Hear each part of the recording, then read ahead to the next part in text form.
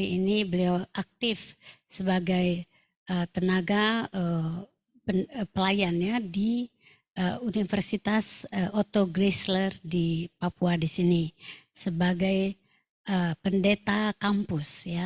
Puji Tuhan, terima kasih Ibu Nelince sangat sibuk di tengah kesibukan merespon undangan kami.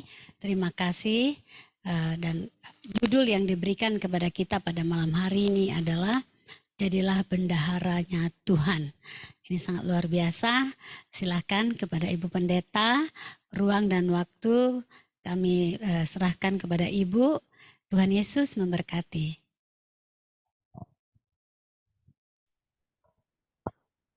Terima kasih Ibu Eli.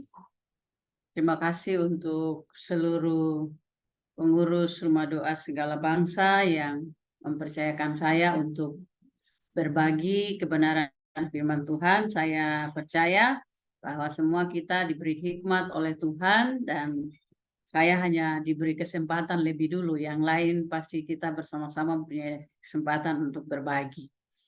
Sebelum kita sama-sama belajar, saya mengajak kita berdoa. Mari kita berdoa.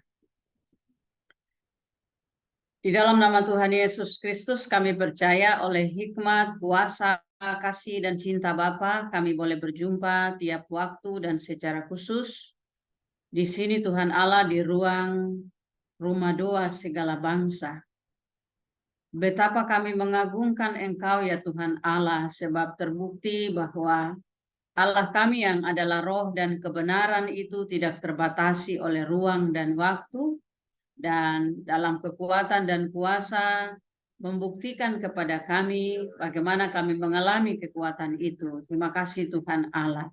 Kami bersyukur untuk semua pengurus Rumah Doa Segala Bangsa, Ibu Eli yang setia, teman-teman yang terus ada di belakang semua proses program supaya setiap jiwa dapat terhubung satu dengan yang lain, saling mendoakan dan menjadi para pendoa yang diberkati oleh Tuhan. Kami juga berterima kasih untuk Bapak Lipius Binilu, dalam kuasa dan hikmat Tuhan bagi beliau, ia terus menjadi penopang, akan menjadi orang tua yang memotivasi setiap orang yang terhubung dengan Rumah Doa Segala Bangsa untuk hidup dalam kekuatan kuasa Tuhan melalui doa dan pembelajaran firman Tuhan. Terpujilah Bapa, di dalam nama Tuhan Yesus Kristus kami akan belajar dari Alkitab. Amin. Baik saudara-saudara semua yang Tuhan sayang, pertama-tama saya memperkenalkan diri. Beberapa di antara saudara mungkin sudah mengenal saya dan juga sudah disampaikan oleh Ibu Eli tadi. Saya dipercayakan untuk menjadi pendeta kampus, jadi keseharian saya adalah bersama-sama dengan mahasiswa dan menolong mereka, mendengarkan keluhan mereka, cerita mereka, dan membantu mencari bagaimana jalan untuk menghadapi situasi hidup mereka. Dan saya lebih banyak bekerja dengan konseling. Nah, hari ini saya membagi satu judul yang datang juga dari ruang konseling yang saya ingin bagi. Dan saya waktu bagi judul ini saya pikir, ayah ini mungkin nanti akan ada banyak pertanyaan, sebab sebelumnya saya sudah juga sharing dengan suami, dengan bapak. Saya bilang, Bapak, ini saya mau cerita tentang menjadi bendahara bagi Tuhan. Lalu beliau bilang, kenapa mesti menjadi bendahara bagi Tuhan? Tuhan itu kaya, Tuhan tidak perlu bendahara. Lalu saya bilang, benar sekali, Tuhan kaya, justru Tuhan kaya itulah bagaimana seseorang dalam fungsinya melakukan tanggung jawab ini. Dan saya pikir bendahara, ide atau pikiran tentang menjadi bendahara bagi Tuhan ini muncul dalam pengalaman di kelas konseling dengan beberapa mahasiswa yang bicara tentang mereka dan kebutuhan mereka tentang hal yang menyangkut dengan finansial. Lalu juga dengan tanggung jawab mereka yang masih jadi mahasiswa tapi sudah dipercayakan di beberapa organisasi kemahasiswaan dan organisasi masyarakat juga untuk mengelola uang secara fisik yang nyata. Lalu saya berpikir ini sesuatu yang baik, sebab bukankah kita adalah orang-orang atau orang-orang yang percaya kepada Tuhan itu adalah orang-orang yang menerima berkat dari Tuhan. Sehingga dalam berkat-berkat itu ada jabatan-jabatan tertentu yang kita pergunakan untuk mengelola berkat-berkat itu. Dan salah satu jabatan yang menurut saya jabatan yang jabatan dunia yang paling bagus itu adalah bendahara. Mungkin ketika ada orang ditawarkan tanggung jawab oleh orang yang banyak uang atau orang tertentu yang punya jabatan, lalu misalnya ditawarkan mari menjadi bendahara saya. Wah, itu orang bangga sekali. Misalnya seringkali kita bilang dekat-dekat bendahara itu pasti aman lah. Kalau dekat bendahara kita tidak akan susah, karena dalam konteks pikiran bahwa bendahara itu berhubungan dengan kekayaan, bendahara itu berhubungan dengan uang. Pokoknya dengan bendahara terlapar dalam istilah kita tiap-tiap hari. Kadang-kadang kita bilang, kalau jalan dengan bendahara pasti semua aman, begitu. Nah, dalam pengalaman ini saya kemudian berpikir, bagaimana kalau kita bercerita tentang menjadi bendahara bagi Tuhan dalam hidup kita. Dan teks ini saya ambil, atau tema ini saya kemudian coba hubungkan dengan bagian Alkitab dari Injil Lukas pasal 16. Injil Lukas pasal 16 ayat 1 sampai dengan ayat 19 tentang bendahara yang tidak jujur. Di Injil Lukas pasal 16 ayat 1 sampai dengan ayat yang ke-9. Nah, saya baca untuk kita sama-sama. Perumpamaan tentang bendahara yang tidak jujur. Dan Yesus berkata kepada murid-muridnya, ada seorang kaya yang mempunyai seorang bendahara. Kepadanya disampaikan tuduhan bahwa bendahara itu menghamburkan miliknya. Lalu ia memanggil bendahara itu dan berkata kepadanya, apakah yang kudengar tentang engkau? Berilah pertanggungan jawab atas urusanmu, sebab engkau tidak boleh lagi bekerja sebagai bendahara. Kata bendahara itu di dalam hatinya, apakah yang harus aku perbuat? Tuanku memecat aku dari jabatanku sebagai bendahara. Mencangkul aku tidak dapat. Mengemis aku malu. Aku tahu apa yang harus aku perbuat, supaya apabila aku dipecat dari jabatanku sebagai bendahara, ada orang yang akan menampung aku di rumah mereka. Lalu ia memanggil seorang demi seorang yang berhutang kepada tuannya. Katanya kepada yang pertama, berapakah utangmu kepada tuanku? Jawab orang itu, 100 tempayan minyak. Lalu katanya kepada orang itu, inilah surat hutangmu. Duduklah dan buat surat hutang lagi. Sekarang juga 50 tempayan. Kemudian ia berkata kepada orang yang kedua, dan berapakah hutangmu? Jawab orang itu, 100 pikul gandum. Katanya kepada orang itu, inilah surat hutangmu, buatlah surat hutang lain, 80 pikul. Lalu tuan itu memuji bendahara yang tidak jujur itu karena ia telah bertindak dengan cerdik. Sebab anak-anak dunia ini lebih cerdik terhadap sesamanya daripada anak-anak terang. Dan aku berkata kepadamu, ikatlah persahabatan dengan mempergunakan mamon yang tidak jujur, supaya jika mamon itu tidak dapat menolong lagi, kamu diterima di dalam kemah abadi.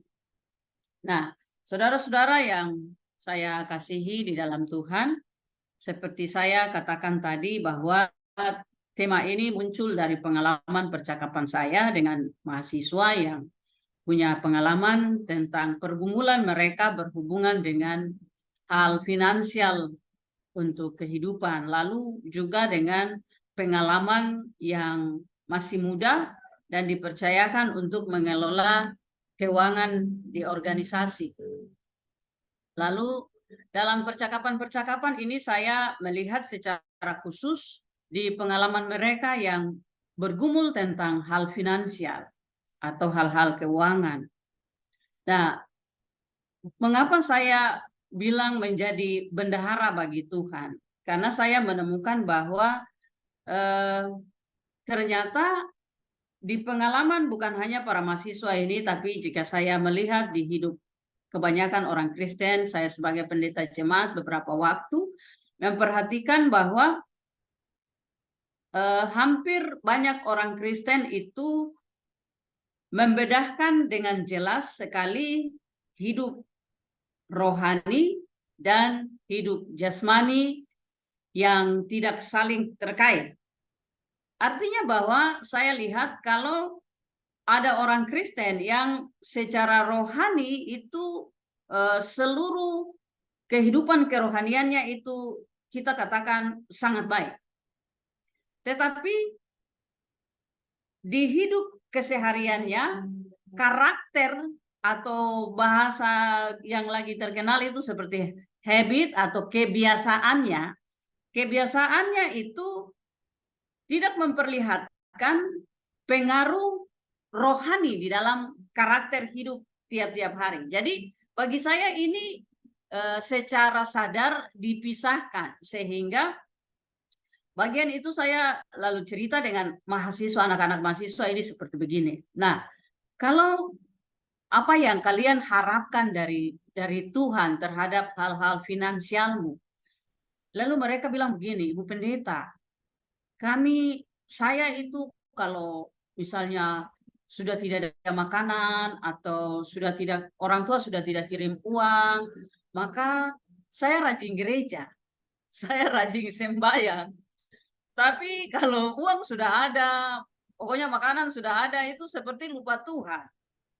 Lalu ada yang bilang begini, Mama Pendeta, sebenarnya saya ini rajin sekali sembahyang, rajin ibadah, rajin persekutuan orang muda, pokoknya rajin sekali semua dengan hal-hal rohani. Tapi untuk melepaskan minuman keras itu susah, Mama. Untuk menjauhkan pergaulan bebas itu susah. Jadi nanti hari Minggu kalau saya datang ke gereja, memang saya rasa bersalah atau merasa sebagai orang yang berdosa, yang kotor, yang jauh dari Tuhan karena hari-hari kemarin. Tapi setelah ibadah, saya rasa seperti Tuhan sudah mengampuni saya lagi. Nah, sehingga bagian ini yang saya katakan bahwa itu artinya dari sisi rohani kita benar-benar seperti dekat dengan Tuhan di saat prosesi kerohanian itu berlangsung, atau yang biasa kita bilang seremoni kerohanian berlangsung. Seremoni kerohanian itu apa saja? Ya, ibadah, baca Alkitab, berdoa, lalu bisa juga puasa, sebab itu tidak dipahami secara mendalam sehingga itu seperti sebuah seremoni.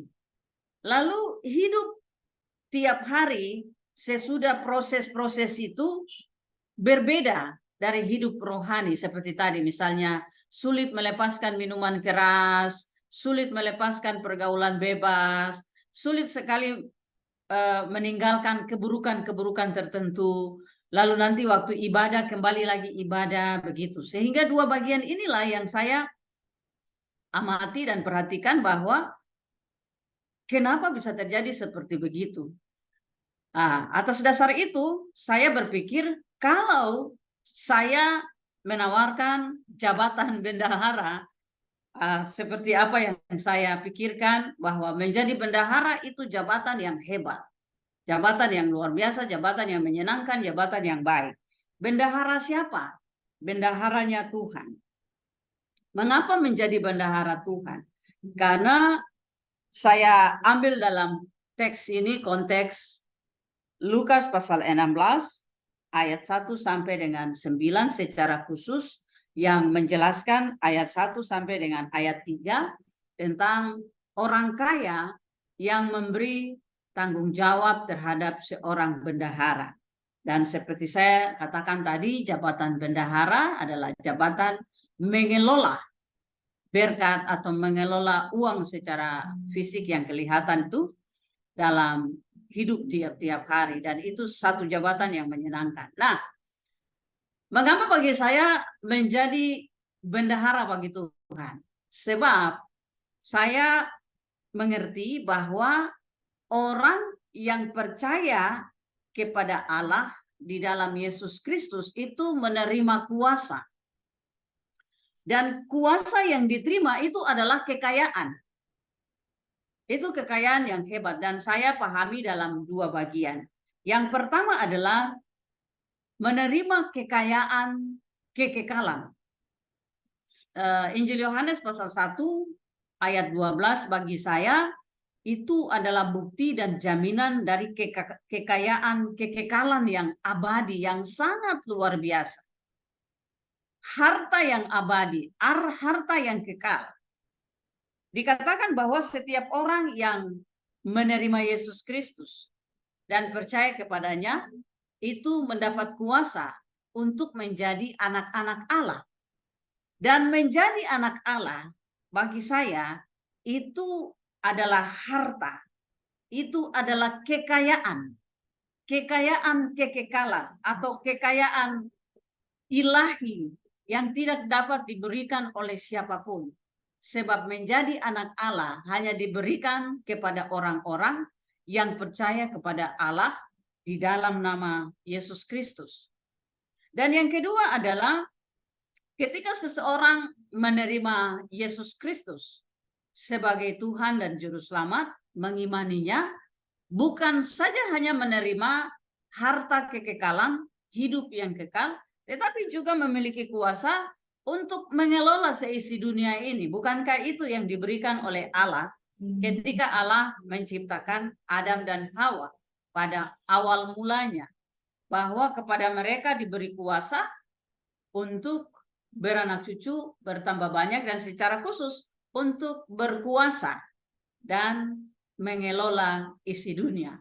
Sehingga apa kurangnya orang yang percaya kepada Allah, memiliki kekayaan, kekekalan, dan juga memiliki kekayaan dunia ini.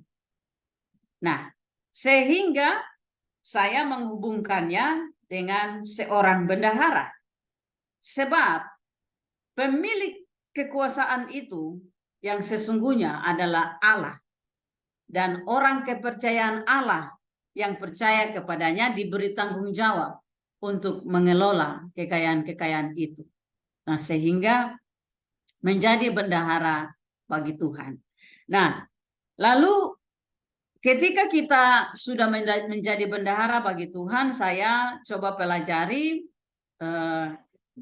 perilaku atau kelakuan atau karakter dari bendahara secara khusus yang tercatat pada Injil Matius Injil Lukas pasal 16 yang kita baca di sini. Nah, kalau kita semua perhatikan, saya coba menemukan ada dua kelakuan dari bendahara atau dua sikap dari bendahara terhadap kekayaan harta yang dipercayakan oleh sang tuan kepadanya. Dua sikap itu saya namakan sikap yang satu tertulis di sini dengan jelas, yaitu dicatat pada ayat yang ke-8. Sikap itu tertulis dengan jelas, yaitu cerdik. Tapi ada satu sikap yang tidak tertulis di sini, namun saya coba menemukan pada bagian lain, yaitu licik. Jadi menjadi bendahara yang mengelola berkat diperhadapkan pada dua sikap. Apakah bersikap bijaksana, cerdik dengan menggunakan berkat-berkat yang diberikan oleh Tuhan, atau menjadi licik dengan berkat-berkat yang diberikan oleh Tuhan untuk dikelola, untuk dijaga, untuk dipergunakan sebagai seorang yang bertanggung jawab atau bendahara itu. Nah, dua sikap ini saya menemukan bahwa sikap cerdik dipuji oleh Yesus di ayat 8. Kita perhatikan bagian ini. Nah, memang kemudian saya cari-cari di mana saya dapat menemukan sikap licik terhadap penggunaan harta atau penggunaan kepercayaan yang diberikan oleh Tuhan, atau dalam perumpamaan-perumpamaan Tuhan kepada orang-orang yang dipercayai untuk mengelola berkat-berkat itu. Nah, saya ingin ajak kita untuk lihat dulu di hal cerdik.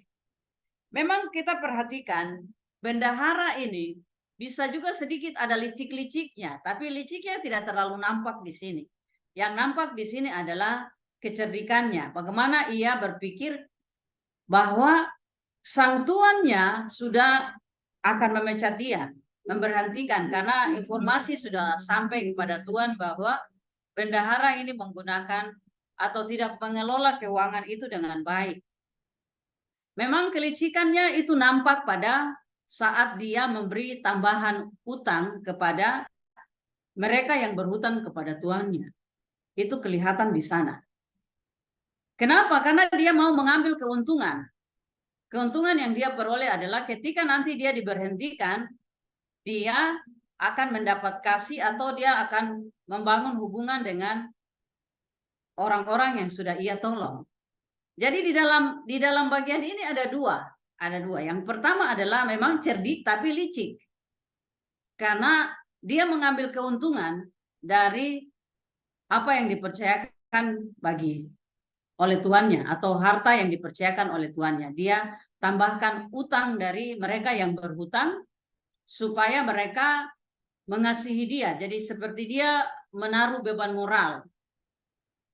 Lalu kecerdikannya adalah dia juga menggunakan harta itu dengan cara yang baik. Artinya bahwa harta yang dipercayakan kepadanya dia pakai untuk menolong orang lain.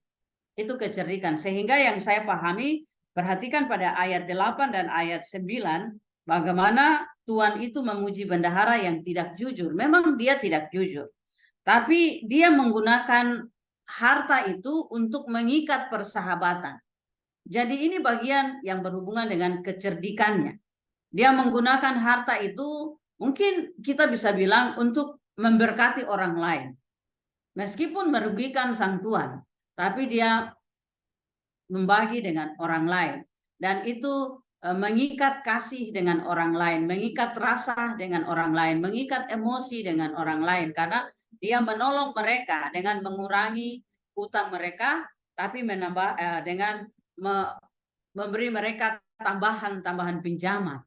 Dan itu merugikan tuannya tapi menguntungkan sahabat-sahabatnya. Nah, saudara-saudara, saya juga kemudian mencoba untuk melihat kalau begitu bagaimana sikap licik dari orang-orang yang mengelola berkat Tuhan. Saya coba lihat di cerita tentang Yesus menyucikan atau membersihkan bait Allah di Matius 21. Di Matius 21, kalau kita melihat tafsirannya, kenapa Yesus marah terhadap para penjual burung-burung persembahan atau hewan-hewan korban yang akan dibeli di bait Allah, dan kenapa Yesus menghancurkan atau membongkar dan mengusir para penjual di bait Allah, karena mereka sekongkol.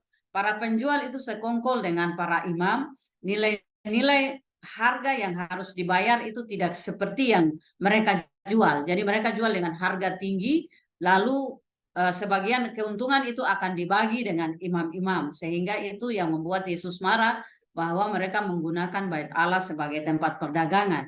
Sebab ada persekongkolan yang tidak baik di sana untuk mengambil keuntungan dari sesuatu atas nama Tuhan itu. Dan menurut saya ini juga sesuatu yang berhubungan dengan kelicikan. Jadi ada kelicikan di situ. Sehingga kalau kita mau menemukan kelicikan dari bendahara, kita sebagai bendahara yang mengelola berkat Tuhan, bisa jadi karunia yang Tuhan beri, berkat yang Tuhan beri, yaitu berkat rohani dan juga berkat jasmani, kita bisa mengambil keuntungan dari apa yang Tuhan berikan bagi kita secara licik untuk kepentingan diri kita sendiri. Dan itu saya perhatikan, berharap bahwa di gereja Bapak Ibu situasi itu tidak ada. Tapi saya perhatikan dewasa ini, secara khusus di lingkungan gereja kami, situasi ini ada. Ada banyak sekali hamba Tuhan mengambil kesempatan secara licik untuk memperkaya diri mereka sendiri, untuk melayani diri mereka sendiri. Bukan hanya secara finansial. Banyak orang spiritual atau orang-orang rohani mengambil keuntungan secara licik, tetapi juga mencari hormat untuk diri sendiri dan mencuri kemuliaan Tuhan bagi diri sendiri, mencuri hormat yang mestinya diberikan kepada Tuhan bagi diri sendiri. Saya menemukan bagian ini di lingkungan spiritualitas, lingkungan orang-orang rohani yang kelihatan seperti tadi saya katakan. Di semua seremoni rohani bersifat rohani, tapi di habit, di perilaku, di kelakuan itu tidak memperlihatkan aura rohani yang mempengaruhi. Sehingga bagi saya itulah kelicikan yang terjadi terhadap atau dari orang-orang yang kepada mereka kekayaan Tuhan dipercayakan. Sehingga Bapak Ibu Saudara yang Tuhan kasihi, menjadi bendahara bagi Tuhan, bagi saya itu sudah otomatis terjadi, yaitu Tuhan mempercayakan kekayaannya bagi kita. Tuhan mempercayakan hak miliknya bagi kita. Dua tadi, hak kekekalan, yaitu hidup yang kekal. Dan memang hidup yang kekal kita akan nikmati nanti, tetapi untuk proses menuju kepada hidup yang kekal itu terjadi di sini. Bukan nanti setelah kita mati. Bukan nanti setelah kita di surga. Baru kita kemudian bekerja untuk kekekalan itu. Tetapi kita sudah mengerjakan kekekalan itu ketika kita ada di dunia ini. Sehingga kita tidak bilang bahwa dunia ini panggung sandiwara atau dunia ini tempat latihan. Tapi sebenarnya kita sedang memerankan tugas kita sebagai bendahara. Apakah kita menjadi bendahara yang benar-benar bertanggung jawab dan menggunakan harta benda, hak milik Tuhan yang Ia percayakan kepada kita secara cerdik ataukah secara licik? Itu kita bisa nilai sendiri. Kita juga bisa menilai di sekeliling kita. Apakah setiap orang yang dipercayakan mengelola berkat Tuhan di hidup mereka, mengelola secara cerdik atau mengelola secara licik? Itu kembali kepada kita. Saya tidak membahas kata-kata Yesus pada ayat 8 dan ayat 9 tentang mengikat persahabatan dengan mamon atau dengan orang-orang anak-anak dunia ini lebih cerdik daripada anak-anak terang. Saya tidak bicara itu, saya hanya mengajak kita untuk melihat bagaimana kita menjadi pengelola dari berkat yang Tuhan beri untuk kita di hidup kita tiap-tiap hari. Demikian yang bisa saya bagikan dari pengalaman saya dalam percakapan-percakapan konseling, secara khusus lebih banyak dengan mahasiswa dan beberapa anggota jemaat secara umum. Terima kasih. Puji Tuhan. Terima kasih Ibu Pendeta Nelince. Ya, kita semuanya sangat diberkati ya. Bapak Ibu, mari kita berikan dulu kemuliaan bagi Tuhan. Ya, terima kasih kepada Tuhan untuk firman hari ini. Ketika Ibu Nelince memberi judul tentang menjadi bendahara bagi Tuhan ini, saya ingat satu pengalaman waktu tahun 2009 mungkin ya. Waktu itu masih jadi kami satu yayasan. Di saat itu Ibu Suset di bawah naungan daripada yayasan ini ya, ditangani segala pelayanan beliau melalui yayasan ini.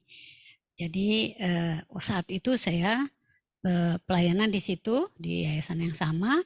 Lalu kalau Suset lagi pergi ke daerah-daerah, saya tim advance ya, mempersiapkan panitia setempat dan pendoanya. Lalu nanti Suset menyusul menyelenggarakan KKR-nya. Nah, ketika itu berada di Jambi. Lalu saat itu tuh biasa dimanapun hampir mirip sebelum ya hari H gitu ya, panitia bergumul dengan dana ya. Panitia bergumul dengan dana sangat sulit untuk mereka mengumpulkan ya atau mencari dana ini. Sampai suatu waktu ketika dalam satu pertemuan doa ada satu orang pengusaha hadir dalam pertemuan doa ini. Di antara semua yang hadir hanya dia satu pengusaha yang kelihatannya memang pengusaha lah ya gitu ya. Tapi mungkin maksud saya dalam ada juga pendoa, mungkin ada usaha kecil-kecil gitu ya. Tapi beliau ini memang pengusaha yang memang di jemaat itu termasuk salah satu yang paling besar lah begitu ya. Jadi ketika ini apa namanya tuh menggumuli soal ini semuanya merasa itu urusan bendahara panitia gitu. Jadi yang lain santai gitu. Yang lain santai. Jadi saya sendiri aduh gimana ya. Sampai suatu saat saya diingatkan dengan istilah bendahara ini ya. Bendahara itu sebenarnya seperti kata Ibu Nelince, saya pun setuju bahwa kita ini bendahara-bendaharanya Tuhan. Tuhan berkati kita, lalu kita kelola dan kita menyalurkan. Tugas bendahara kan seperti itu ya. Ada dana masuk di kasnya, dikelolanya, dia yang keluarkan, menyalurkan. Jadi di situ saya bilang, saya ingat ya, kalau kita semuanya ini sebenarnya bendahara, sebenarnya nggak harus selalu merasa bahwa tanggung jawab ini adalah milik orang tertentu, sebagian tertentu. Tetapi ini semua adalah bagian kita. Kita ini adalah bendahara-bendahara Tuhan. Saya ingat waktu saya bekerja di bank, saya cerita begitu kepada mereka. Ini ngalir aja nih saya ngalir aja. Saya bekerja di bank, saat itu kami tahu bahwa kita kalau mengelola dengan baik, kalau kita cakap mengelola keuangan yang ada, lalu kita naik pangkat. Namun sebaliknya, jika kita tidak cakap, kita tuh kena pecat. Gitu kan? Ayo siapa di sini yang merasa dirinya bendahara Tuhan? Mau naik pangkat atau mau dipecat? Si pengusaha yang ikut mendengar tadi dia terkejut dan dia pucat. Dia langsung spontan jawab, tidak mau dipecat. Bapak Ibu tahu setelah itu dia yang paling nabur banyak untuk panitia. Jadi ternyata istilah untuk apa ya tadi bahwa kalau cakap kita naik pangkat. Kalau tidak cakap kita dipecat. Mau dipecat jadi bendaharanya Tuhan. Di situ bagi dia yang pengusaha ini merasa kayak kena menohok sekali ke dia gitu. Karena dia merasa bahwa dia diberkati, uang masuk mengalir dari bisnisnya. Kalau dia tidak cakap nanti dia kena pecat, dia tidak mau.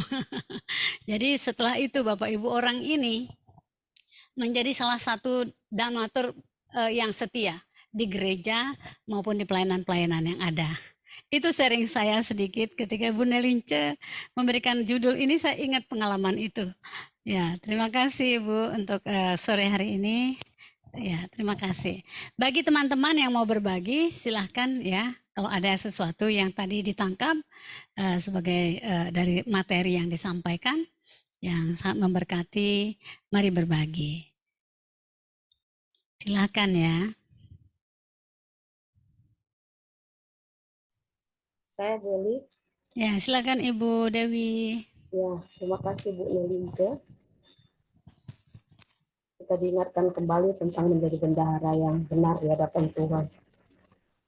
Memang di dalam pengalaman pelayanan ya, khususnya di dalam jemaat, banyak sekali orang-orang yang di konseling itu kalah dengan masalah keuangan itu adalah oleh karena keintiman dulu sama Tuhan yang belum dapat, sehingga tidak mengerti tentang bagaimana mengelola yang benar. Contohnya perpuluhan aja nggak dikembalikan gitu, yang miliknya Tuhan. Nah, bagaimana dia nanti berbagi kepada sesama untuk haknya Tuhan aja nggak disampaikan gitu. Nah, di dalam kondisi seperti itu sehingga mereka terus hidup di dalam kekurangan. Ya, hari demi hari, bahkan belum sampai bulan pun udah kekurangan gitu. Itu yang pertama. Terus yang kedua, kita berbicara tentang hamba Tuhan. Kalau kita dipanggil menjadi hamba Tuhan, sebagai apapun, kita juga harus menang dulu atas pengelolaan keuangan diri pribadi, gitu ya, maupun keluarga. Nah, kalau kita udah menang dalam diri itu, maka di dalam satu lembaga kita pasti bisa menjadi berkat, gitu ya. Kalau enggak, kita akan mencari keuntungan di dalam lembaga itu, karena kita sendiri nggak menang. Jadi itu yang saya lihat, contoh kecil aja gitu ya. Seorang gembala, kami itu satu denominasi itu wajib setiap bulan memberi perpuluhan kepada BPD maupun BPH di pusat gitu, sesuai dengan jumlah jemaat setiap bulan. Itu banyak sekali yang tidak taat. Hanya 20% yang taat. Tapi begitu ada pemilihan, pengangkatan ketua ini, ketua itu, semuanya rebutan. Tapi salah satunya adalah harus lulus dulu kepada pembayaran perpuluhan ini. Nah, begitu mau mencalonkan diri, bayar. Berapa tahun baru dibayar. Jadi di sini kan kita bisa tahu bagaimana kualitas seorang pemimpin yang memimpin gitu. Saya melihat itu, kita kan biasa dalam dunia pekerjaan ya. Begitu masuk dalam dunia pelayanan, suka tersenyum gitu ya. Dalam hati gini, Tuhan ampuni setiap kami gembala-gembala, untuk kami dapat menjadi pengelola-pengelola yang benar, untuk kami dapat dipercayakan, sehingga apa yang diberkati Tuhan itu kita dapat salurkan itu. Terus yang lain lagi, banyak sekali hamba-hamba Tuhan itu suka membangun gereja,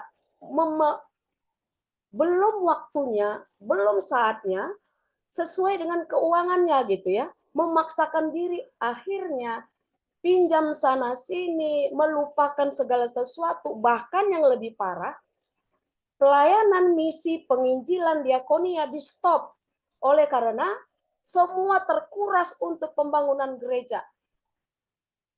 Sementara yang harus dibangun adalah jemaat dulu nih.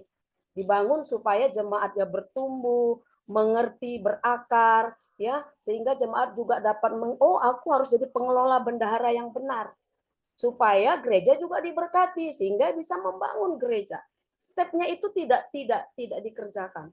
Sehingga untuk supaya lebih hebat, lebih hebat daripada yang lain gitulah. Tetapi apakah berkenan, apakah sesuai dengan waktunya Tuhan? Nah, itu banyak yang terjadi, makanya ini menjadi topik doa. Nah, di dalam keluarga, khususnya ibu-ibu, saya juga seorang ibu. Ya, saya juga seorang pekerja dulu. Kita memiliki gaji setiap bulan. Di sini juga kita harus mengelola keuangan dengan baik. Ya, yang pertama perpuluhan dulu. Kalau saya pribadi ini, Bu ya, saya kebetulan orang keuangan. Saya catat perpuluhan dulu, saya catat kebutuhan keluarga, sekolah anak, apa semua saya catat. Sisanya baru adakah hiburan untuk liburan atau sisanya terakhir pasti di atas itu ada untuk orang lain, untuk orang miskin, untuk apa. Itu juga harus dikerjakan. Baru ditabung gitu ya. Ada untuk asuransi anak sekolah gitu. Sehingga pada waktu proses pensiun anak masih sekolah kita nggak akan pernah kekurangan.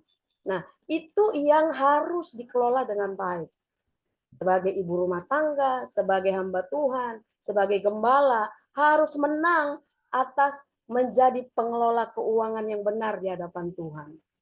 Sehingga kita tidak menjadi karakter peminta-minta. Kita adalah karakter generasi kerajaan Allah menjadi berkat bagi setiap orang. Terima kasih Ibu Eli, terima kasih Bu Nelince. Ini yang bisa saya sampaikan. Biarlah kita semuanya semakin diberkati Tuhan. Tuhan Yesus memberkati.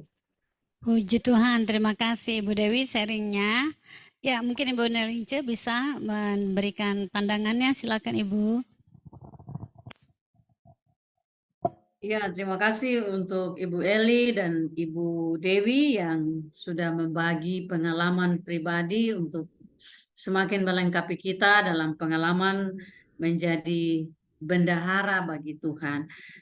Di pengalaman Ibu Eli, kita menemukan bagaimana seorang yang diberkati oleh Tuhan perlu menyalurkan berkat itu sebagai bendahara yang menerima, mengelola, dan menyalurkan berkat. Lalu kemudian mempengaruhi orang lain juga untuk menyadari bahwa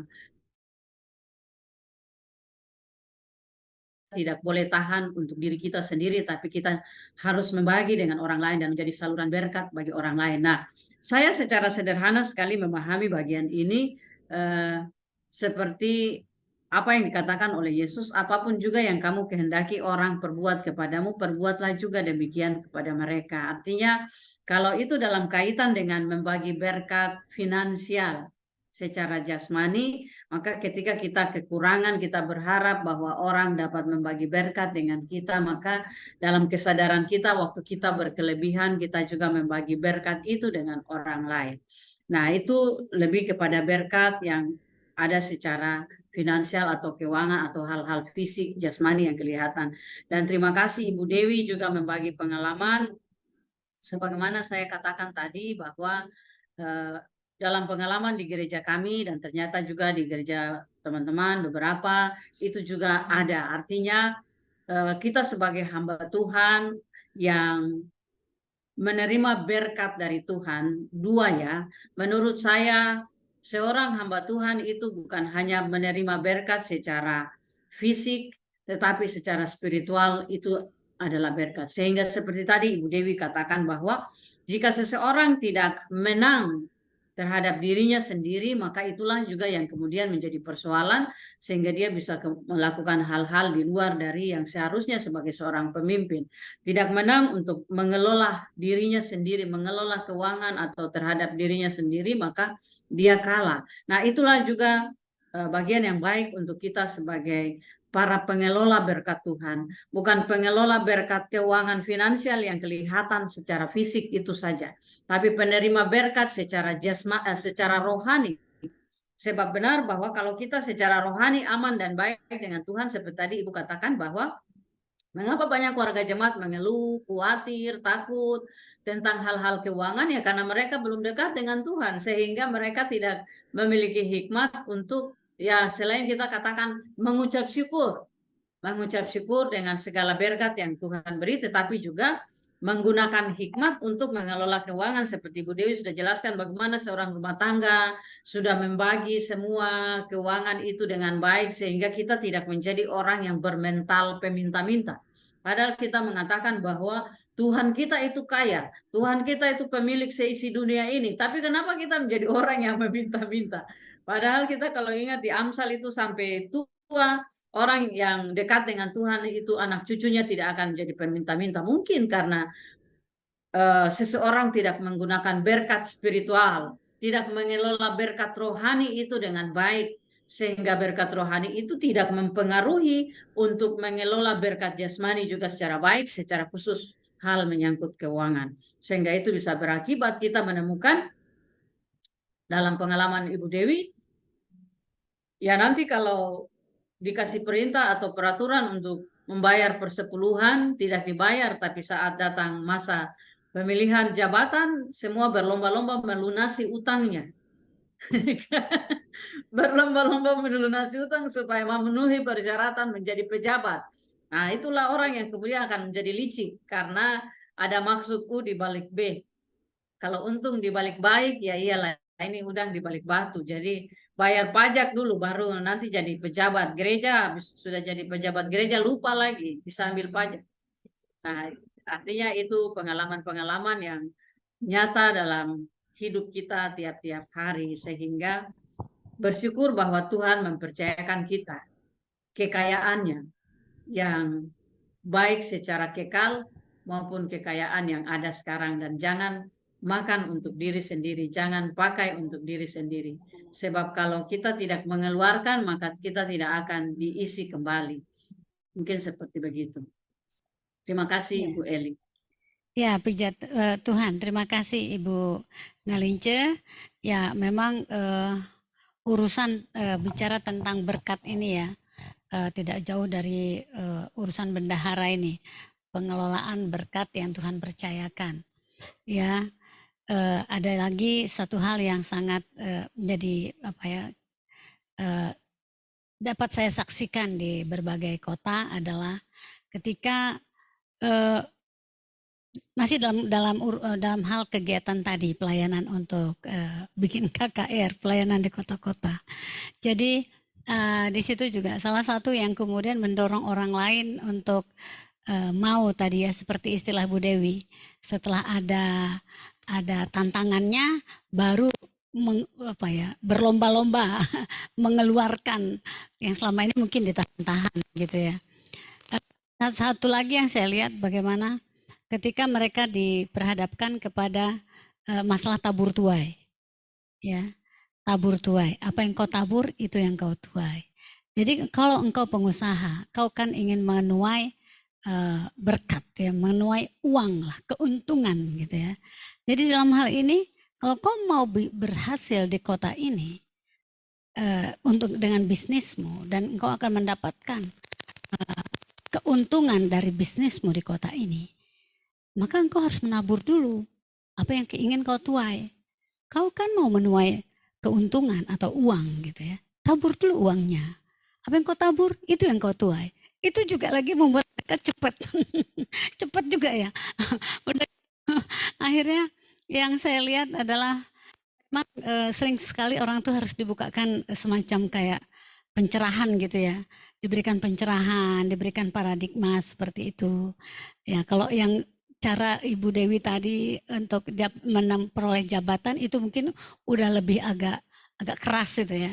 Tetapi dengan secara lembut, soft begitu ya, membukakan itu juga saya lihat cepat juga mereka untuk segera bertindak seperti itu ya.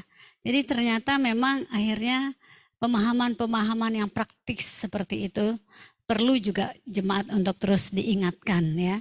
Karena mungkin dengan begitu banyaknya juga kebutuhan-kebutuhan sehari-hari di mana semuanya kalau mau diurut maunya semuanya ditaruh di nomor 1, saking banyaknya yang penting-penting dalam hal pengeluaran ini gitu ya.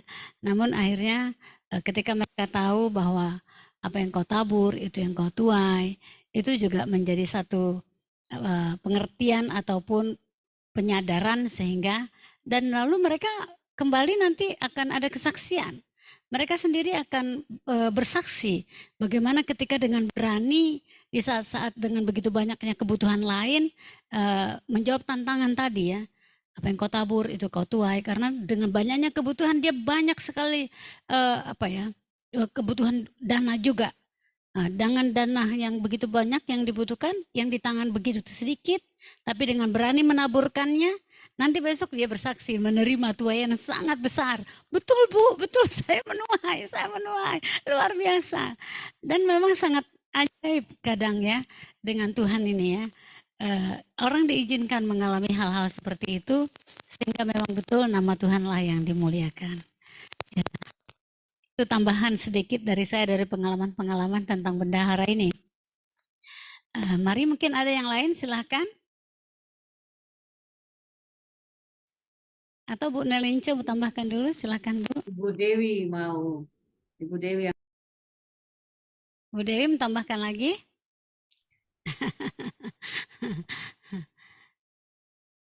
Atau ada yang lain silahkan. Ida, Ibu Oh ya Bu Ida. Ida. Ya silakan Bu Ida. Sinyalku ini jelek. Ya, sinyalku jelek jadi tidak buka video. Ya, baik. Terima kasih Pendeta Wanma yang sudah memberkati kami dengan firman Tuhan. Ya, itu yang saya alami ketika saya tidak mengerti tentang perpuluhan. Ada seorang Bapak Nasrani, Bapak piara saya ketika saya sekolah di Perawat. Dia orang Ambon, Patiata. Saya tinggal dengan Bapak di Dok 9 Jayapura, baru saya sekolah pendidikan kesehatan. Sampai selesai, nasihatnya dia kasih tahu saya begini. Ida, gaji pertamamu jangan lupa perpuluhan. Dia ajar semua. Terus saya bilang, terima kasih Bapak. Kalau sampai di tempat pelayananmu, ingat, jangan lupa Tuhan. Dan itu saya kerjakan dari mulai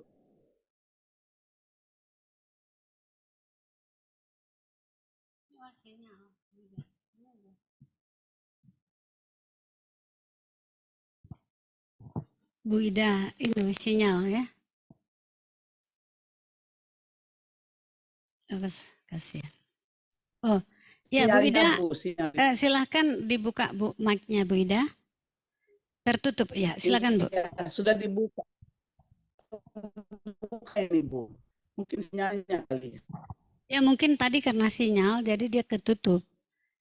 Ah, itu lagi.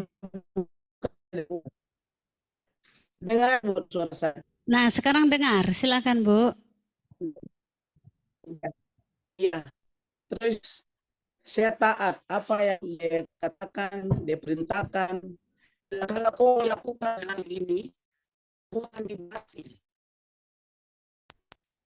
Dan saya melakukan menikah dengan suami saya gajinya waktu dia guru jemaat, gajinya 20.000. Waktu dia ambil gajinya datang, saya bilang, dia taruh di depan saya tanya dia begini, ini gajimu. Dia bilang, iya, iya, Ma. Terus saya bilang, mari, saya doakan dulu. Saya doakan habis, dia bingung, dia lihat saya kasih uang itu. Ini untuk apa? Ini yang pertama Tuhan punya dulu, kita pisahkan.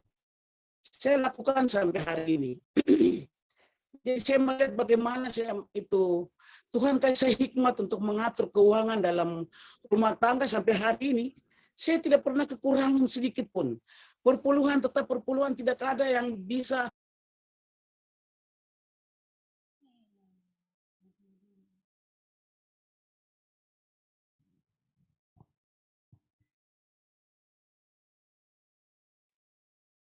Ya, lanjut Bu Ida. Tidak usah lah, aku ini sinyalnya kurang bagus, Bu Eli. Yo, betul. Tapi sekarang terdengar. Silakan Ibu lanjutkan. Iya, sudah.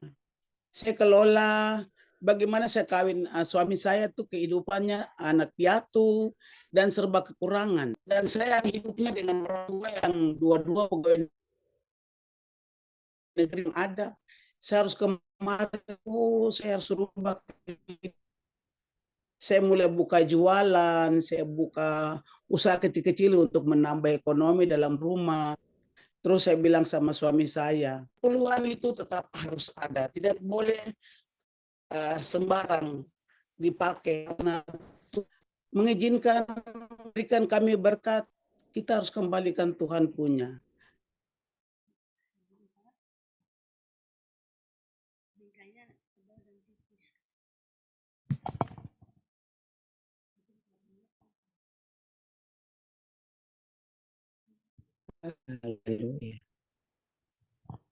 Ya, ini memang masalah sinyal Bu Ida ya. Beli dengar. Ya, sekarang dengar lagi. Tidak usah aku. Sinyalnya ini putus-putus terus, Bu. Iya ya. Oke, mungkin poinnya Iya. Ibu Jadi Matilda. dari semua berkat-berkat. Ya, mungkin poinnya Ibu Nelince sudah dapat. Mana, Bu? Coba sekarang Ibu lanjutkan bagian terakhirnya. Iya. Terakhir saja. Jadi berkat itu kami sampai hari ini yang seperti tadi Ibu Pendeta sampaikan, Ibu Dewi sampaikan, itu yang saya lakukan sampai hari ini. Puji Tuhan, berkat selalu ada dalam rumah dan itu anak-anak jadi inspirasi mereka. Mereka belajar dan mereka punya pekerjaan, mereka juga ikut tanpa saya kasih tahu, mereka sudah kasih perpuluhan. Karena mereka belajar dari apa yang saya kerjakan, saya lakukan untuk Tuhan.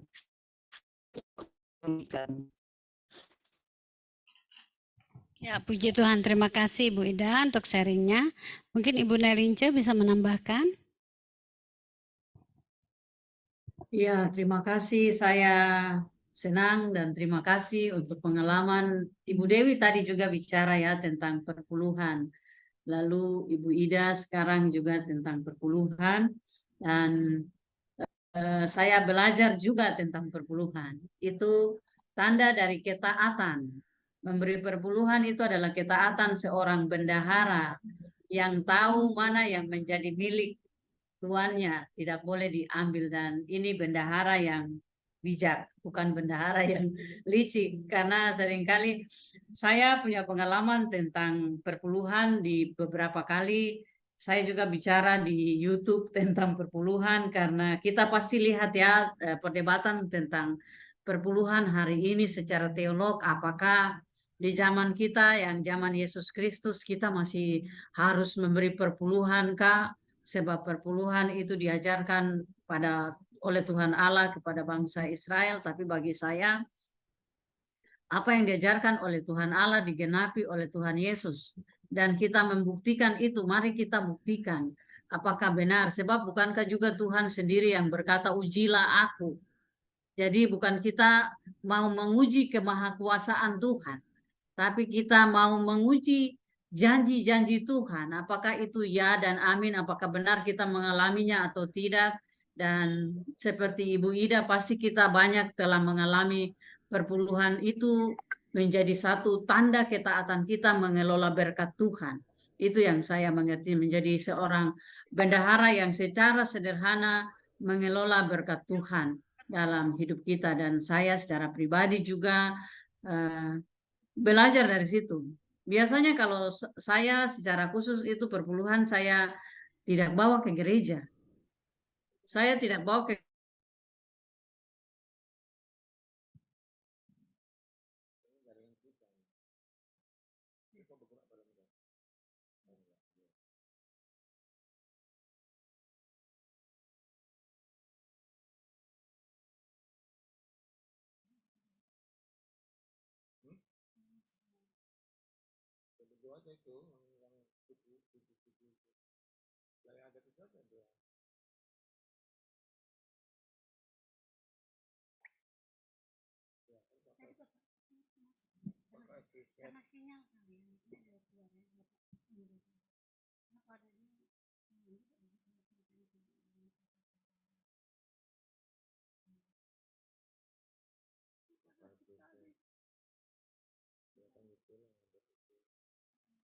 Udah keluar, Bu.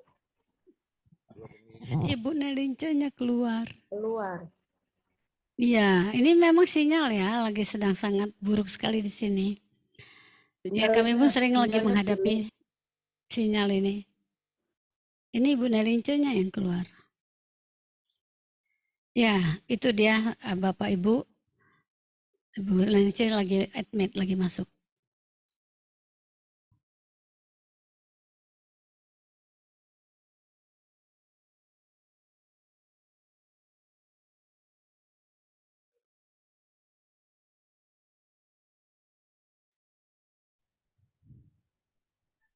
Ya, Ibu Nelinco tadi Ibu. Ya, halo Ibu Eli, maaf. Iya, tadi Rupanya Ibu saya keluar. mengalami masalah dengan laptop. Ada persoalan tiba-tiba. Oh Jadi iya. saya pakai HP sekarang. Oh iya, iya. Silakan Ibu melanjutkan. Oke, terima kasih. Ya, saya lanjut. Jadi saya punya pengalaman tentang persepuluhan. Saya tidak bawa ke gereja. Saya taruh di kamar doa saya, lalu saya khususkan untuk hamba Tuhan, untuk anak sekolah, entah itu anak yatim atau yang berkebutuhan khusus untuk sekolah dan untuk janda. Itu cara saya membawa persepuluhan. Dan saya mengalami bagaimana Tuhan benar-benar memperhatikan kita. Saya selain berkat yang jasmani tadi, saya bagi pengalaman tentang kekayaan berkat rohani yang menjadi harta kita, yaitu iman atau menjadi anak Allah yang memberi kekuatan. Nah, saya dan keluarga dan anak-anak, saya pernah cerita bahwa saya menanggung 13 anak, 14 anak. Jadi saya punya anak 3 ditambah dengan anak-anak yang lain semua, dan itu menjadi tanggungan kami. Saya pernah mengalami masa tertentu yang benar-benar saya dengan suami itu kami sampai cari koin. Itu biasanya kami bilang kalau sudah cari koin itu benar-benar sudah habis. Tapi satu kekayaan yang benar-benar hebat, yang kuat di dalam diri saya itu, saya percaya bahwa ini masa di mana Tuhan sedang membawa saya melewati padang gurun. Dan ketika Tuhan membawa saya dan suami keluarga melewati padang gurun, kita mau melihat apakah di padang gurun itu akan ada mata air. Dan ternyata itu ada mata air. Artinya bahwa bukan hanya berkat-berkat finansial itu tadi, tapi berkat spiritual, berkat kekayaan sebagai anak Allah itu yang penting sekali. Seperti Ibu Dewi bilang tadi, bahwa kalau seseorang tidak sanggup mengelola dirinya sendiri dengan Tuhan, tidak sanggup menyelesaikan persoalan atau dirinya sendiri dengan Tuhan, maka itulah dia akan mengalami persoalan-persoalan keuangan dan mendapat banyak kesulitan. Karena apakah kita bisa sanggup bersyukur saat kita benar-benar ada dalam situasi kesulitan? Itu tergantung kepada kekayaan rohani kita, kekayaan kekekalan yang diberikan oleh Tuhan dalam iman kita. Apakah itu sanggup kita lihat, sanggup kita mengerti itu sebagai satu harta yang lebih hebat daripada kekayaan finansial, sehingga kita tidak hanya mengucap syukur saat kita benar-benar diberkati oleh Tuhan, atau saya tidak hanya rajin memberi perpuluhan saat saya memberi, saya menerima, tapi saat saya memberi dan mungkin sekarang saya tidak menerima, tapi di waktu tertentu saya akan menerima, atau anak cucu saya akan menerima, maka saya tetap akan memberi, saya tetap akan mengelola itu dengan baik. Saya tidak boleh licik, saya tidak boleh menggunakan yang bukan milik saya. Dan di perpuluhan ini pun saya belajar untuk tidak licik, karena di waktu kekurangan saya lihat, oh ada perpuluhan nih, bisa ambil. Oh tidak bisa, itu bukan milikmu, itu milik Tuhan. Meskipun kekurangan, tapi jangan licik untuk mengambil apa yang bukan milikmu, sebab itu sudah diperuntukkan dan itu memang milik Tuhan. Nah, begitu yang bisa saya bagi tentang bagaimana pengalaman dan berhubungan dengan perpuluhan dalam pengelolaan sebagai seorang yang mengelola berkat Tuhan, baik secara finansial maupun secara spiritual atau secara rohani. Begitu, terima kasih. Puji Tuhan, terima kasih Ibu Narince untuk Ibu penjelasan. Ibu Eli, aku boleh tanya? Ya, oh ya, Ibu Lili ya. Silakan Bu Lili. Ya. Shalom Ibu Pendeta. Saya mau nanya, Bu. Memang saya dari awal begitu kenal Tuhan, saya melakukan firman Tuhan, perpuluhan, ucapan syukur, buah sulung. Namun 2 tahun ini saya sering lihat di viral itu mereka selalu bilang itu perpuluhan itu tidak ada begini. Penasaran juga saya, Ibu Pendeta. Kemudian saya cari tahu, saya lihat YouTube ada yang bilang harus bawa persembahan, ada yang bilang enggak itu perjanjian lama begini. Jadi saya jadi ini ya, pikir kenapa pendeta-pendeta sekarang malahan mengajari nggak usah berikan perpuluhan, dan sebagian yang saya lihat teman-teman saya dia memberikan perpuluhan bukan di mana dia di gereja, tapi dia perpuluhannya di mana dia merasa dia mau memberi, di situ dia memberi. Itu benar nggak, Ibu Pendeta? Makasih.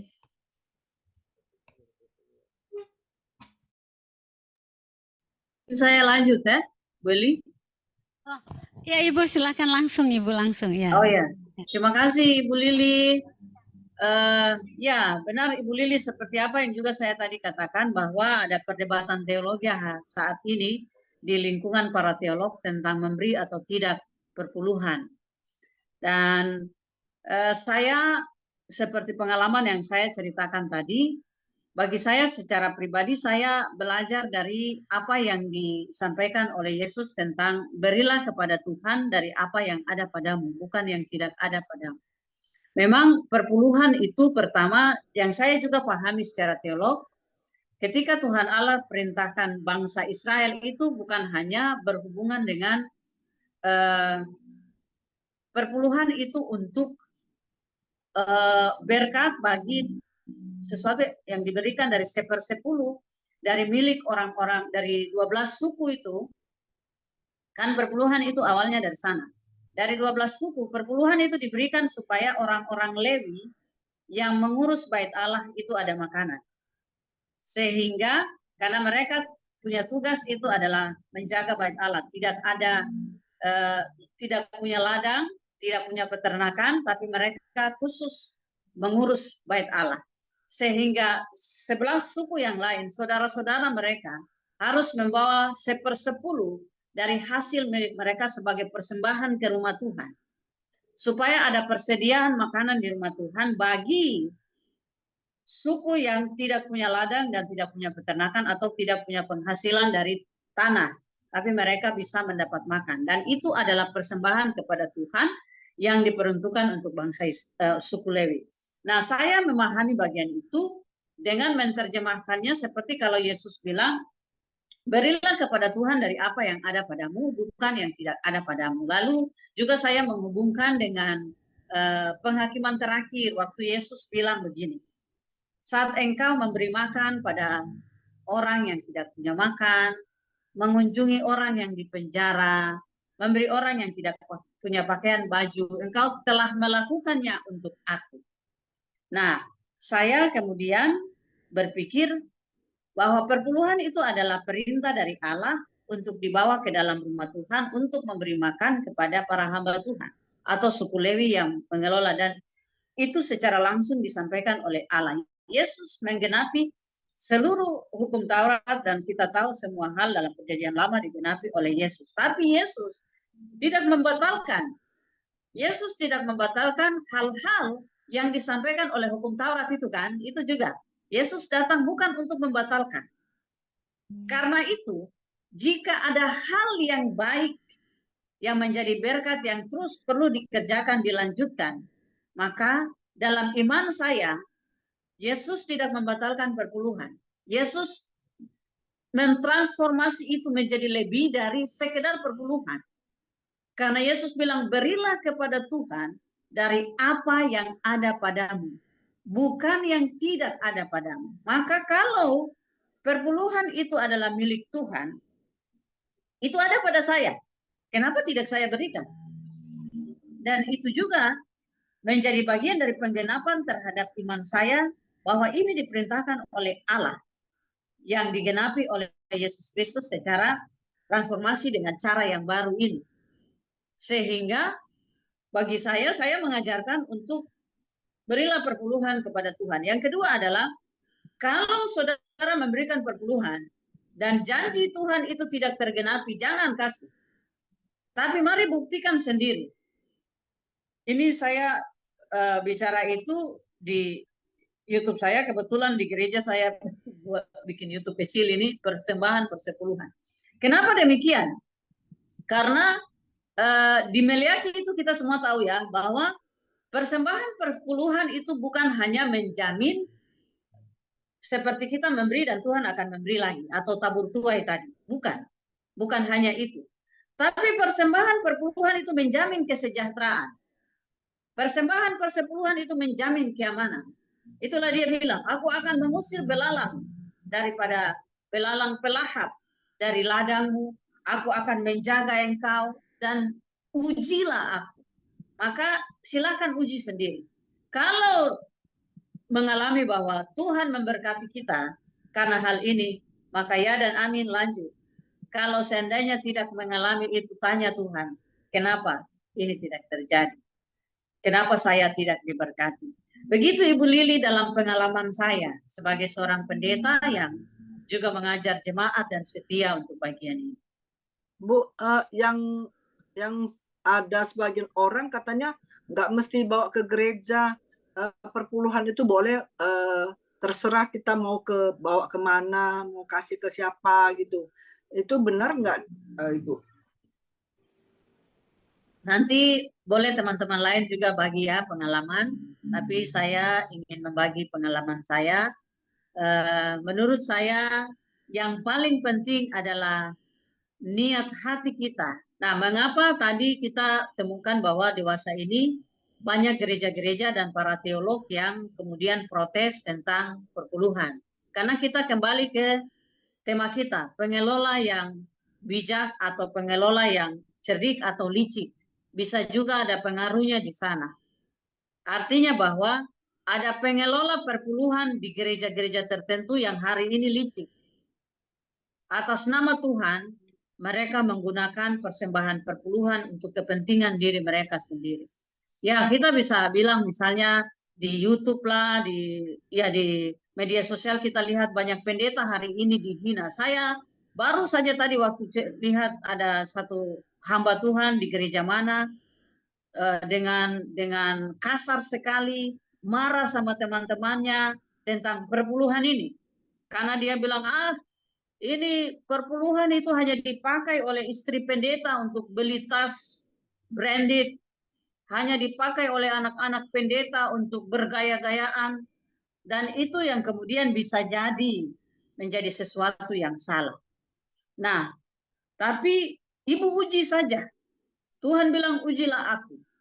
Dan di pengalaman saya, seperti saya bilang tadi, karena saya terjemahkan maksud orang Lewi itu sebagai hamba Tuhan, di gereja kami hari ini, itu semua hamba Tuhan digaji.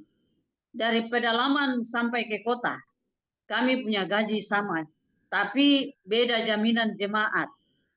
Kalau di kota, semua fasilitas dilengkapi. Bahkan pendeta boleh minta apa saja. Tapi kalau di pedalaman, meskipun gajinya sama, tapi fasilitasnya tidak ada, maka saya memahami bahwa teman ini adalah seorang hamba Tuhan yang baginya saya patut memberi perpuluhan. Karena itu saya tidak bawa perpuluhan ke gereja, karena saya juga temukan ada kelicikan di sana. Jadi daripada membuat kami sama-sama berdosa, saya lebih baik kasih untuk seorang hamba Tuhan di pedalaman yang benar-benar baginya itu dibutuhkan. Lalu saya juga memberikan untuk anak sekolah, untuk biaya pendidikan, sebab mereka membutuhkan.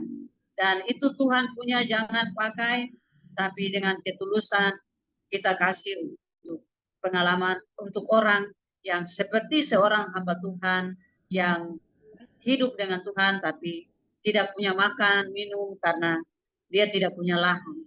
Janda, anak miskin, anak yatim, tidak punya siapa-siapa. Dan mereka lah yang Yesus bilang, waktu engkau memberi mereka makan, engkau telah memberi makan bagiku. Waktu engkau melayani mereka, engkau telah melayani aku. Bagus sekali kata-kata ini. Begitu Ibu Lili, karena itu tidak ada yang benar, tidak ada yang salah. Ibu coba sendiri. Terima kasih ya Ibu. Ya, puji Tuhan, terima kasih Ibu Nelince untuk pencerahannya pada malam hari ini. Ya memang tadi Ibu Nelince, saya beberapa waktu yang lalu ketika dalam pelayanan-pelayanan dengan ya hamba-hamba Tuhan lah katakan ya, walaupun mereka tidak pendeta, ya di antara mereka pengusaha, saya juga mendengar keprihatinan dari mereka yang mengatakan kita sedang memikirkan bagaimana perpuluhan kita ini untuk disalurkan langsung kepada yang paling membutuhkan, karena mereka prihatin dengan gereja yang kepada gerejanya mereka gitu ya, karena mereka melihat perpuluhan itu sudah menjadi dana abadi, sudah untuk deposito simpanan gitu-gitu ya. Artinya tuh tidak keluar, ditumpuk di bank, atau mereka bikin gedung ya, gedung sudah ada, tapi diperbarui, dimewahkan, apalagi gitu. Jadi mereka, kemudian saya dengar di antara mereka itu kemudian bermeeting gitu ya, dan mereka mencari tahu di mana daerah-daerah yang miskin, yang membutuhkan bantuan keuangan. Mereka langsung turun ke sana. Jadi mereka ini ada timnya juga, dan timnya ini yang mencari tahu ya di mana. Apakah kadang-kadang itu sampai ke luar negeri ya. Ya saya sih melihat ini, wah ini fenomena baru saya pikir ya. Tapi udahlah, yang penting bagaimana hati mereka untuk tetap menyalurkan apa yang menjadi hak Tuhan ini, dan mereka langsung menemui orang-orang yang membutuhkan, yang berada di bawah garis kemiskinan. Itu Ibu Nelince. Mungkin prinsipnya itu tadi sama ya, seperti yang Ibu sampaikan tadi. Puji Tuhan, terima kasih. Kita akan masuk ke dalam doa-doa kita. Emi, bisakah saya tambah sedikit, cepat-cepat saja? Baik, Ibu Emma di Pontianak, silahkan. Belum Bu, masih di Oh, Jakarta. besok subuh. Subuh baru keluar. Oh iya, dan betul. Ya, Silakan Bu. terima kasih Bu Lince untuk firman Tuhan yang sangat luar biasa, sharing yang sangat luar biasa terkait dengan perpuluhan. Saya berterima kasih sampai hari ini 25 tahun menjanda, tapi Tuhan pelihara sangat luar biasa. Baik di tengah-tengah keluarga pun di tengah-tengah pelayanan. Dan terima kasih untuk Tuhan Yesus bahwa setiap apa yang Tuhan percayakan untuk saya lakukan dalam pelayanan misi, baik dalam pelayanan-pelayanan di mana Tuhan percayakan, tidak ada donatur satupun. Iya, saya dengan apa yang ada pada saya mengelola kehidupan keluarga dengan pekerjaan berjualan, hasil-hasil itu yang saya pakai untuk melayani pekerjaan Tuhan. Kadang-kadang perpuluhan saya bawa ke gereja, tapi saya juga tidak bawa ke gereja dipakai untuk pekerjaan pelayanan. Karena berjalan dari satu kota ke kota yang lain, dari satu kampung ke kampung yang lain, tidak ada dana satupun yang saya dapatkan. Ketika teman-teman melihat saya posting di Facebook, saya ada di kota ini, di pedalaman, saya pulang, saya posting, itu langsung mereka meresponi dan memberkati. Iya, memberkati pekerjaan Tuhan. Dan setiap apa yang saya dapatkan dari pekerjaan pelayanan Tuhan ini, saya pakai itu untuk ongkos, untuk uang tiket saya, untuk perjalanan pulang. Iya, jadi saya berterima kasih ketika pengutusan untuk pergi ke Pontianak pun juga itu Tuhan kasih lewat apa yang kami mengelola di kehidupan keluarga kami, dan saya bersyukur tidak berkekurangan satupun di tengah-tengah keluarga. Saya, anak-anak cucu tidak berkekurangan, dan saya sampai hari ini saya bilang, Tuhan terima kasih untuk pemeliharaanmu yang begitu luar biasa untuk saya dengan anak-anak saya, dan saya tidak mau untuk membawa diri saya untuk meminjam atau berutang. Iya, karena prinsip saya kalau saya berutang, saya tidak bisa mengembalikan karena saya tidak punya pendapatan apapun. Iya. Jadi saya belajar untuk tidak melakukan hal-hal seperti itu. Iya. Dan dengan iman saya terus bersama dengan ada teman-teman, kita tetap beriman untuk terus berjalan dengan apa yang Tuhan mau. Dan semua yang kebutuhan, keperluan kami, Tuhan siapkan. Jadi ini pun mau ke Pontianak, Bu Eli, teman ibu-ibu semua, ini saya dipercayakan oleh ketua tim dari Belanda untuk jadi bendahara. Saya pikir saya pusing, Bu. Iya, karena saya tidak mau berurusan dengan hal-hal yang seperti itu. Bukan tidak mau mempercayakan diri saya, tapi lebih baik kasih saya berdoa, lebih baik kasih saya mengerjakan sesuatu yang saya lakukan. Tapi kalau mau hitung-hitungan soal uang, mau tahan uang dan sebagainya, saya tidak mau. Tapi ada teman-teman saya yang menguatkan saya, sudah tidak usah takut, nanti kita sama-sama membantu untuk menolong. Jadi itu tentang perpuluhan, ada yang saya bawa ke gereja, ada yang saya pakai untuk pelayanan pekerjaan Tuhan. Dan saya melihat pembuktian Tuhan yang sangat luar biasa. Tidak punya tempat tinggal, Tuhan siapkan hotel. Tidak ada punya mobil, tapi Tuhan bawa naik mobil-mobil yang sangat luar biasa. Dan saya bersyukur bahwa bergabung di Rumah Doa Segala Bangsa, saya mendapatkan Bapak rohani, teman-teman rohani yang sangat luar biasa, sehingga yang tidak terpikir oleh saya, itu yang Tuhan siapkan lewat Pak Lipius, lewat Ibu Eli dan teman-teman dalam perpuluhan, bukan saja menyangkut uang, tapi menyangkut doa pun juga. Itu menjadi satu perpuluhan kepercayaan yang Tuhan kasih bagi kami. Terima kasih, Tuhan Yesus berkati. Puji Tuhan, terima kasih Bu Emma. Semangat ya, selamat jalan. Terus biar Tuhan berkati perjalanannya. Puji Tuhan, ini karena waktu Ibu Nelince ya, kita langsung kepada doa ya. Mari kita berdoa. Kita berdoa untuk firman Tuhan yang hari ini memberkati kita semuanya. Bagaimana menjadi bendahara bagi Tuhan. Ya, bendahara yang cakap tentunya ya. Bendahara yang berkenan di mata Tuhan. Ya, mari saya persilakan kepada Ibu Dewi untuk membawa kita dalam mendoakan materi dan sekaligus juga mendoakan Ibu Pendeta Nelince dalam pelayanan akan terus dipakai Tuhan dan juga diberikan terus pewahyuan-pewahyuan menggali firman Tuhan. Salah satu karunia beliau ini adalah mengajar ya, dan kita sangat diberkati dengan hal itu. Mari Ibu Dewi dengan pokok doa ini kita dukung bersama. Baik, mari kita berdoa.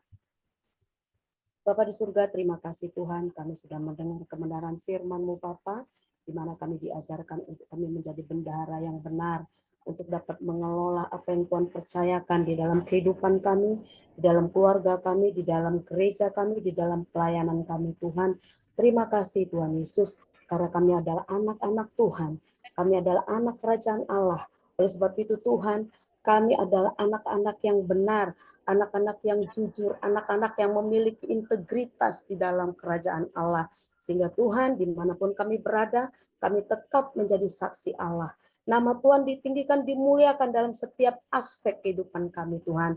Terima kasih Tuhan, Engkau telah mempercayakan kami sebagai pelayan-pelayan-Mu Bapa di gereja, dimanapun Tuhan percayakan kami sebagai pelayan-pelayan-Mu Tuhan. Biarlah Tuhan Yesus, dimanapun kami ada, dimanapun kami melayani Tuhan, biarlah setiap apa yang kami lakukan, kami adalah orang-orang yang benar, jujur, dan memiliki integritas, pengenalan akan Tuhan, berkenan di hadapan Tuhan, sehingga bendahara yang benar, bendahara yang jujur itulah menjadi bagian kami Tuhan. Sehingga Bapa di surga, melalui kami Tuhan, banyak orang terberkati, banyak orang mengalami kasih Tuhan, banyak orang mengalami perjumpaan dengan Tuhan, sehingga Tuhan, setiap jiwa-jiwa yang membutuhkan pertolongan, yang saat-saat ini Papa mengalami kesusahan perekonomian, tetapi melalui kesaksian hidup kami, melalui Tuhan Yesus, apa yang kami berkati buat mereka, mereka boleh mengalami kasih Bapa, dan hidup mereka boleh dipulihkan, hidup mereka boleh dimerdekakan,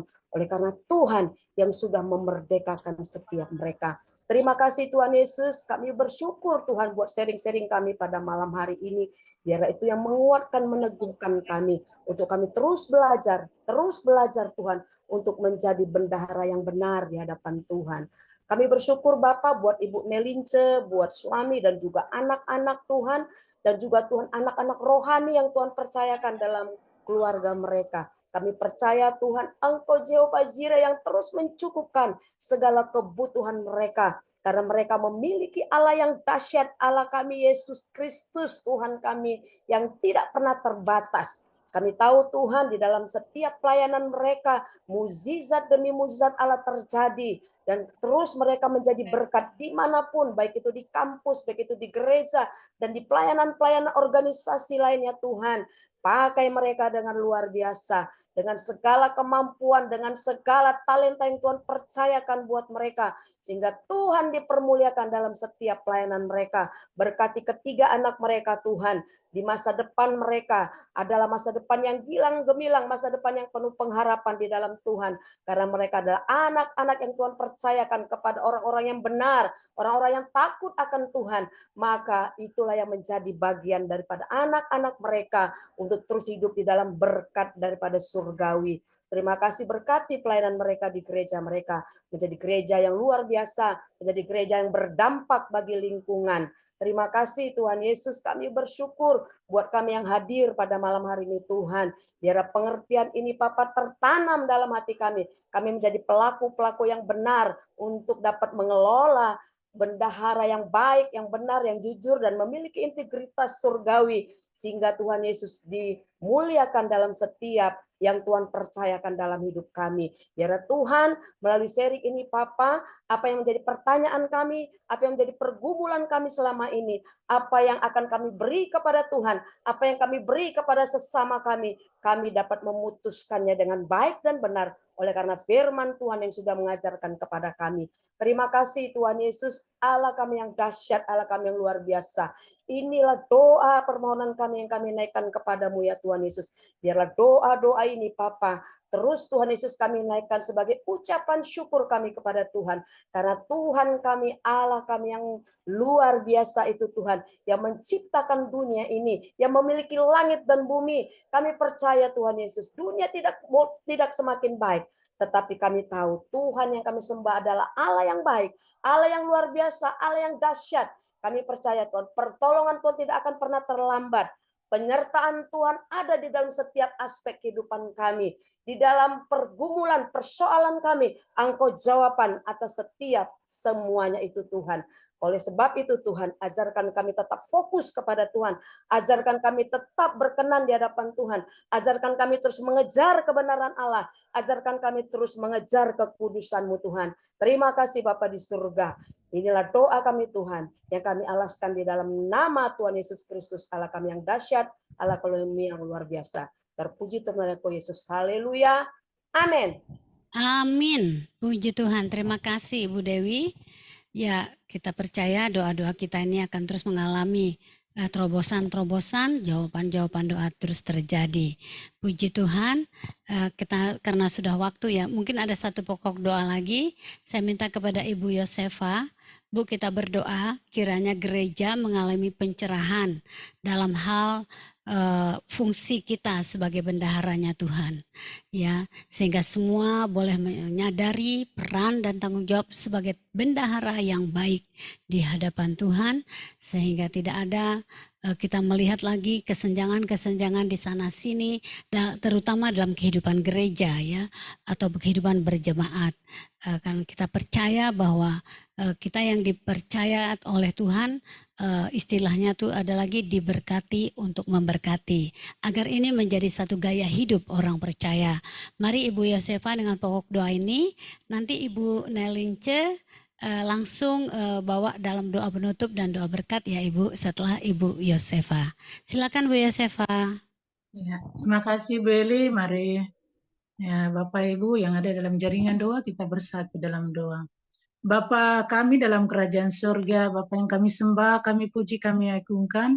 Kami mengucap syukur untuk waktu, situasi, keadaan saat ini. Engkau bawa kami sebagai pendoa-pendoa untuk lebih setia dalam jaringan-jaringan doa kami, dalam pelayanan-pelayanan kami Tuhan, di mana kami berada. Terbukti saat ini Tuhan, kami masih diberi kesempatan, karena itu adalah berkat, itu adalah anugerah yang Tuhan berikan untuk kami Tuhan, karena kami percaya dengan materi yang kami dapat ini bukan hanya secara jasmani yang kami harus peroleh, tetapi secara rohani Tuhan telah membagikan. Ini satu pengalaman ataupun suatu kehidupan, ataupun ini menjadi suatu kekayaan dalam hidup kami. Terima kasih Tuhan untuk hamba-Mu Ibu Pendeta Lince yang sudah membagi kebenaran firman ini. Kami dikuatkan, kami diteguhkan, kami semakin lagi untuk menjadi pelayan-pelayan yang setia, menjadi pendoa-pendoa yang setia. Terima kasih Tuhan, terima kasih. Kami berdoa Tuhan untuk setiap gereja-gereja di mana saja berada Tuhan, dengan berbagai macam dominasi gereja yang ada ini Tuhan, dengan berbagai macam visi misi masing-masing dari gereja Tuhan, yang mengatur bagaimana untuk mengolah setiap keuangan-keuangan, berkat-berkat yang ada dalam gereja Tuhan. Tetapi akhir-akhir ini yang terjadi tidak Tuhan, tidak sesuai dengan Maliaki 3 ayat 10 itu Tuhan. Firman itu memang 2000 tahun yang lalu, tetapi dengan firman ini menjadi pegangan, firman ini menjadi pedoman, firman ini menjadi dasar untuk kami setiap pelayan-pelayan pekerja Tuhan, bahkan mereka yang ada dalam setiap badan-badan pelayan di gereja-gereja Tuhan, lebih khusus lagi mereka yang menangani bagian bendahara Tuhan. Tuhan, sedang terjadi saat ini keuangan-keuangan gereja tidak pada tempatnya, tidak pada sasarannya, tidak pada pelayanan-pelayanan yang ada Tuhan. Tetapi yang terjadi adalah pencurian, perampokan, bahkan untuk memperkaya diri sendiri Tuhan. Itu yang terjadi Tuhan. Sehingga gereja-gereja yang tidak melakukan kehendak-Mu ini Tuhan, banyak yang tidak diberkati, pelayanan tidak jalan dengan baik, hamba-hamba Tuhan tidak menikmati berkat-berkat itu Tuhan. Tuhan, kami mengaku kami salah setiap pekerjaan yang kami lakukan ini Tuhan. Tuhan mohon ampun, berdoa untuk mereka yang lebih khusus menangani keuangan Tuhan. Ampuni mereka Tuhan, ampuni mereka. Mereka manusia biasa. Tuhan berikan pengampunan. Roh pertobatan terjadi untuk setiap pengelola keuangan ini Tuhan. Baik di gereja Tuhan, baik di pribadi kami, keluarga, lingkungan di mana kami ada Tuhan. Beri kami hikmat, pengertian untuk kami mampu Tuhan menjadi bendahara-bendahara Tuhan yang setia, menjadi bendahara-bendahara yang takut akan-Mu Tuhan, sehingga kami dipakai, kami diberkati dalam setiap pekerjaan kami masing-masing. Terima kasih Tuhan Yesus, terima kasih. Berdoa untuk setiap pengelola-pengelola keuangan Tuhan, baik dari tingkat pusat, daerah, bahkan sampai ke pelosok-pelosok, di mana pelayanan Tuhan, di mana pekerjaan-pekerjaan Tuhan sedang dilakukan Tuhan.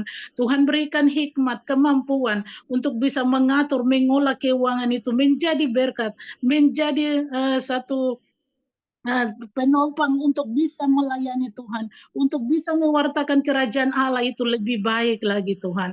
Terima kasih Tuhan Yesus, terima kasih. Terima kasih Tuhan, kami juga berdoa menyerahkan kami semua yang ada dalam Zoom ini Tuhan. Kami percaya kami juga adalah pelayan-pelayan Tuhan yang setia. Kami mau Tuhan berikan hikmat dan pengertian itu untuk kami bisa mengolah segala yang menjadi berkat dalam hidup kami. Baik berkat itu secara jasmani, berkat melalui pelayanan-pelayanan, doa-doa kami, kesaksian kami, pujian penyembahan yang kami selalu naikkan Tuhan, itu menjadi berkat untuk kami. Terima kasih Tuhan, lebih dari itu Tuhan, terima kasih berkat untuk napas hidup sampai detik ini kami ada. Tuhan, ini doa kami sudah berdoa dan mengucap syukur. Haleluya, amin.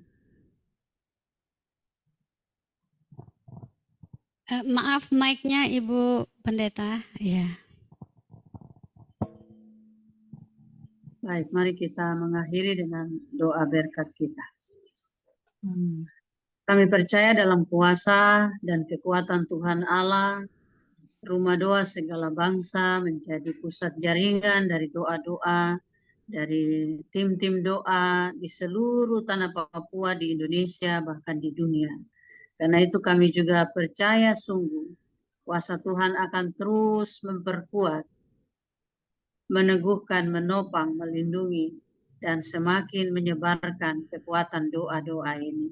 Kami berdoa untuk Bapak Lipius Binilik dan keluarga diberkati oleh Tuhan. Ibu Eli, suami dan keluarga diberkati oleh Tuhan. Setiap pribadi yang bekerja untuk keberlangsungan seluruh tim doa di mana-mana saja di seluruh tanah Papua, di atas pulau Papua, di bangsa Indonesia, di negara, di dunia ini diberkati oleh Tuhan. Dan secara khusus untuk teman kami Ibu Emma, untuk tugas yang baru, Ibu Emma Watimena, dalam kasih Tuhan, dalam sayang Tuhan, ia akan menjadi seorang bendahara. Kami percaya ini bukan satu kebetulan, malam hari ini kami berbicara tentang tugas seorang bendahara.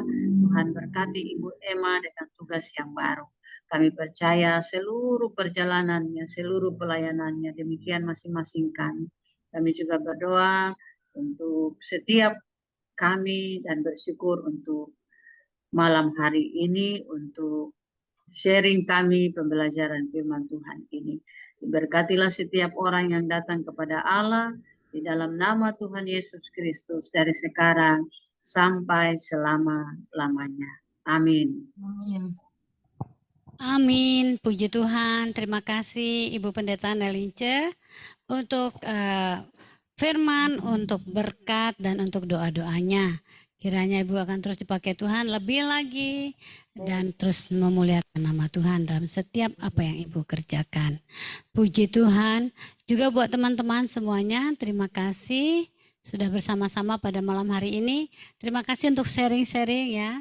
Kita pun saling diberkati satu sama yang lain, semakin bertumbuh di dalam Tuhan dan semakin terus boleh hidup untuk menyenangkan hati Tuhan. Puji Tuhan, kita berpisah. Baik, sampai jumpa lagi. Selamat istirahat. Eli, Ibu Pendeta, selamat malam, Ibu Eli. Matilda. Ya, Ibu Yosefa, selamat ini jalan, bukan Bu rumah Emma. baca baru ya, Bu Ibu Eli, Yosefa. terima kasih, Bu Emma. Luar biasa. Yosef, Semangat. Luar biasa. Ida. Semangat ya Ibu, maju terus. Rosiana yang Emma cantik. selamat jalan ya. Deli, terima kasih. Ya, Paula, puji Bunda Tuhan. Mari, Semangat, Ibu semangat. Eti, Purnama Bu dan Peti, Ibu Dewi, Horas. Horas, Horas Papua, beda. Horas menjua-jua. Ya, nama, Baik, aduh, senang teman-teman. sekali. Nah, Terima kasih sekali lagi semuanya, semangat terus semuanya. Sampai Amin. jumpa lagi, kita end ya. Oke. Hitung bersama-sama. 1, 2, Bye. 3. Tiga. Sampai jumpa. Salam. Shalom.